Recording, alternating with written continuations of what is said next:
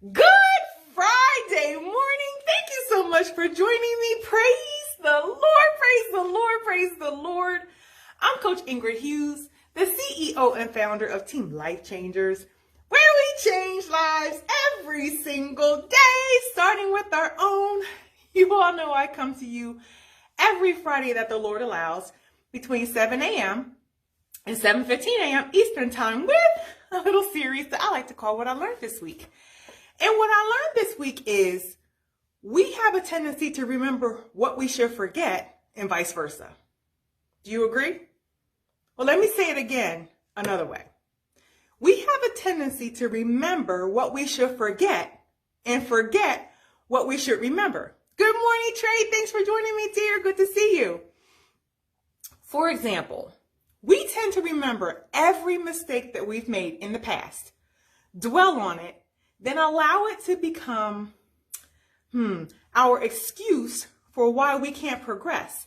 Yet, we also tend to forget those small improvements that we've made that lead to large successes that are yet on their way. Here's why that mental strategy keeps us living in that quicksand where we can't move forward and we keep looking back. Or as one of my newest clients calls it, the double dutch syndrome. If you've ever tried to jump in to double dutch ropes that are turning, you find yourself like, well, when you finally get the courage to jump in, if you only focus on the failure part of it and you just stand there, you'll get hit with not only one rope, but now you get hit with two ropes because all you focused on was failing. The old adage is true. That which we focus on grows. So if you find yourself in that negative quicksand, try focusing on the improvements you're making and the successes on the way more than those missteps, a whole lot less. You're probably thinking, but how? Glad you asked. So here's this week's call to action. In the book, Customer First by author Tasha Smith, she recommends something called an impact journal. Now, it can be something fancy or it can be something from the dollar store. The outside doesn't matter. What's most important is what you put on the inside of it. It's very similar to the gratitude journal that I recommend many of my clients to create, only this one is less about yourself and more about the positive impacts you've made on others. So the assignment, should you choose to accept it, is this. Every day, write down the names of every person you have positively impacted and how you've positively impacted them.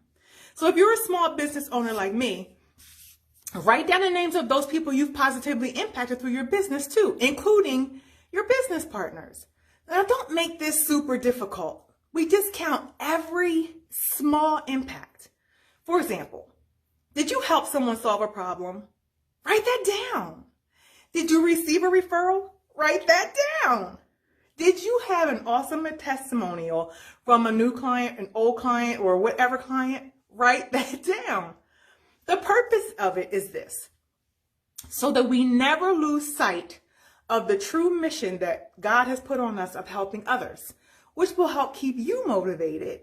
And you can actually begin to watch your own growth before your very eyes. Now, comment below, who's going to accept this assignment and going to start an impact journal? And I want you to take it a step further. If you say yes, and you're going to definitely do this impact journal, will you comment below one of the impacts that you're going to share with the rest of us so we can help celebrate you? Yeah, I knew you would. God loves you. So do I. Have a blessed and healthy day, week, and rest of this year. Bye now.